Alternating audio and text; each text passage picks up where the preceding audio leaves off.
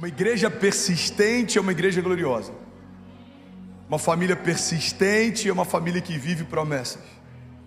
Um homem persistente é um homem que não tem uma jornada inconstante. A persistência é algo indispensável para quem quer construir uma história com Deus. Os nossos desafios nem sempre são saber lidar com os topos, mas muitas vezes, Malaquias, o nosso desafio é saber lidar com os vales. Os nossos desafios nem sempre são lidar com o dia bom, mas normalmente a gente tem muitos desafios quando precisa se posicionar no dia mau.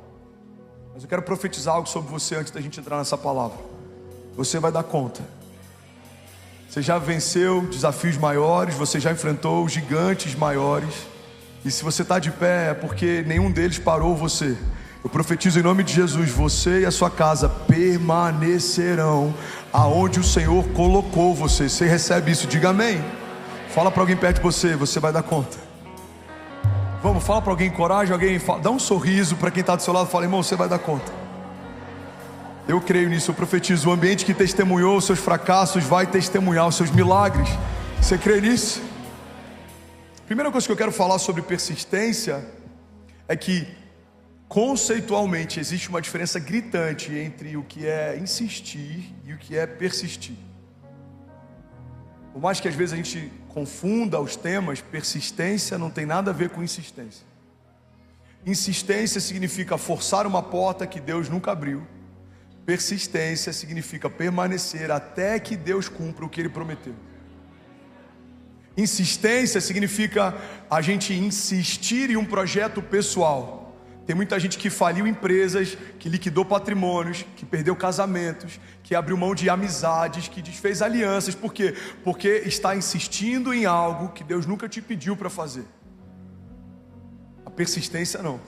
A persistência, ela vai te cobrar muitas coisas, mas o preço da persistência nunca vai ser a tua família, a tua pureza, o teu ministério, porque um homem persistente é alguém que está debaixo de uma palavra.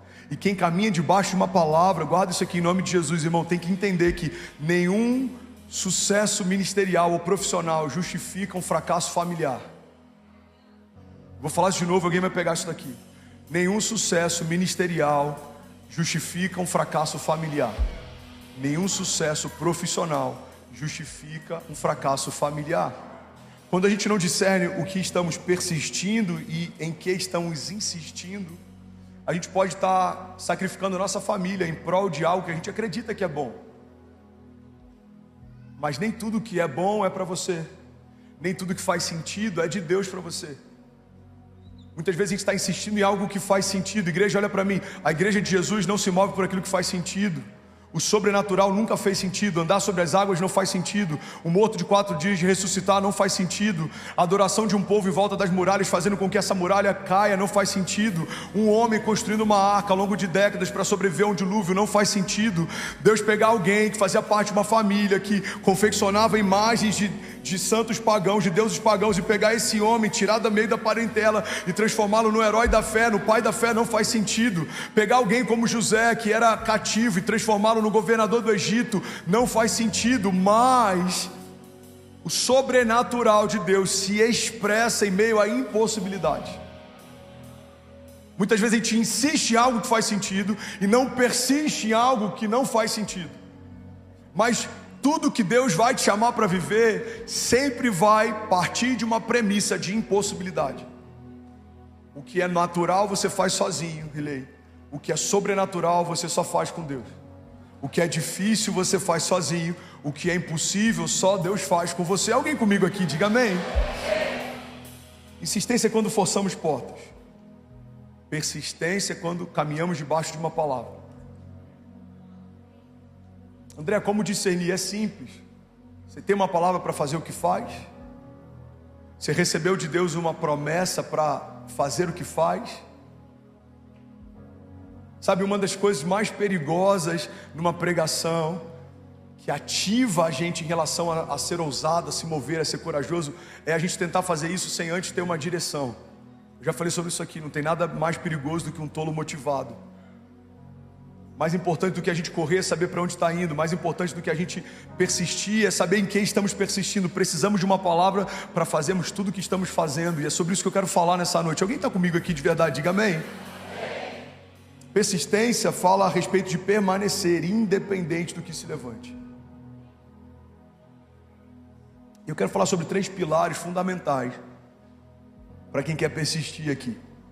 Primeiro pilar fundamental para vivermos persistência é maturidade. Fala comigo, maturidade.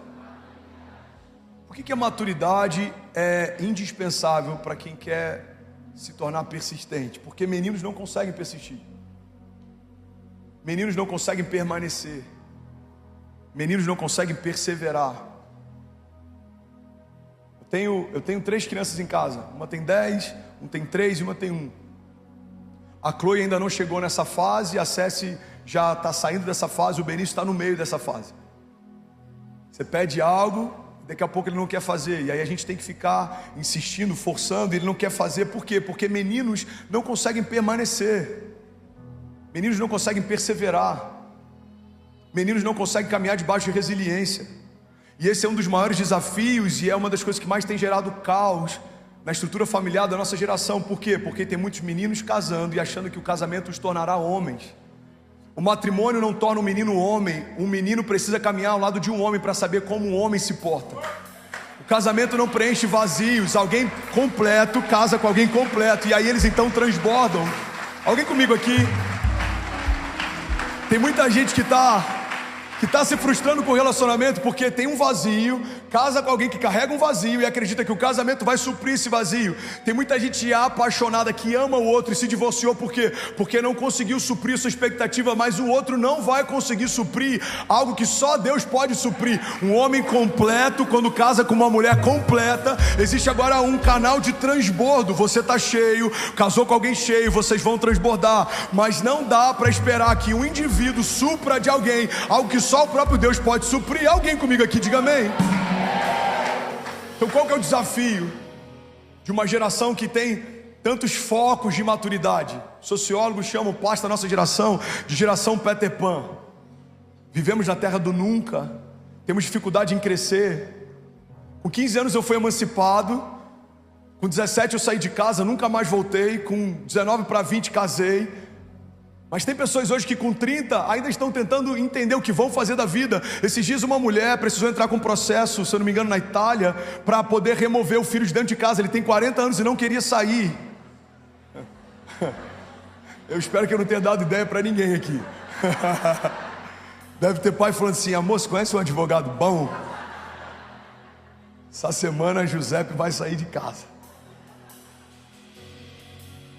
A gente precisa, irmão, precisa estar debaixo de uma palavra de Deus para nos tornarmos maduros e resilientes. Senão a gente vai viver inconstante. Meninos não conseguem persistir, meninos não conseguem permanecer, meninos não conseguem perseverar. A perseverança é uma arte que a gente adquire ao longo das batalhas, porque Deus sempre seleciona homens marcados para marcar a história. Ele pega Gideão está no meio do lagar, ele pega vários heróis da fé. José, quando é levantado como governador, está liderando dentro do cativeiro. Ele pega João Batista, a voz que clama no deserto. Ele se alimentava de mel silvestre, de gafanhotos, estava no meio do deserto, clamando, estabelecendo um caminho para o Messias. Jesus chama homens ocupados com ofícios. Por quê? Porque Deus sempre vai pegar pessoas que não estão prontas e são improváveis, mas precisam ser comprometidas com algo. Eu não estou pronto para estar onde eu estou, eu não estava pronto para assumir o que o Senhor me fez assumir, mas eu sempre fui comprometido com tudo que Ele me confiou. Quando eu liderava uma célula, um GC, com 15 jovens na garagem da minha casa, aquilo ali tinha de mim, de Kezinha, o mesmo afinco que tem uma igreja com 15 mil pessoas. E esse é um princípio: aquele que é fiel no pouco, sobre o muito será colocado. A gente sempre cuidou de tudo que o Senhor nos confiou, como se aquilo fosse tudo que a gente tinha, porque de fato aquilo que o Senhor te confia é tudo que você tem. Se você for um bom mordomo e for zeloso e permanecer e persistir, o Senhor te confiará mais, Ele aumentará o tamanho da tua bandeja, as coisas que coloca sobre ela. E se você permanecer como bom mordomo, a cada nova estação o Senhor te confiará mais coisas. Por quê? Porque homens governam, meninos não. Meninos fazem o que querem fazer, homens fazem o que têm que fazer. Meninos fazem o que querem fazer, homens fazem o que têm que fazer. A gente viu agora nessa questão entre Palestina e Israel, cidadãos retornando para Israel para poder lutar e defender o seu país. Eu não vou nem entrar nesse assunto, embora seja muito óbvio o que está acontecendo, mas o ponto é: existe uma consciência de civilidade e de necessidade de se posicionar e se portar em cada cidadão de Israel, a tal ponto que meninas e homens sabem que são soldados em potencial, e para manter aquele estado de pé, precisam servir. Eles não servem necessariamente porque gostariam, mas todos eles servem porque têm que servir. A gente está vendo uma geração que abre mão de chamado, abre mão de ministério, abre mão de qualquer coisa. Por quê? Porque não quer enfrentar o processo. Eu já falei isso aqui, vai ser canal de vida para alguém. Alguém está recebendo algo de Deus aqui nessa noite? Diga amém. Quando você aceita gerar algo, você vai ter que enfrentar obrigatoriamente algum tipo de dor. Ou você vai enfrentar as dores de parto, ou você vai enfrentar as dores do aborto. Tem gente abortando sonhos de Deus, promessas de Deus, abortando casamento, matrimônio, família, promessas. Por quê? Porque o processo dói. Irmão, abortar dói também.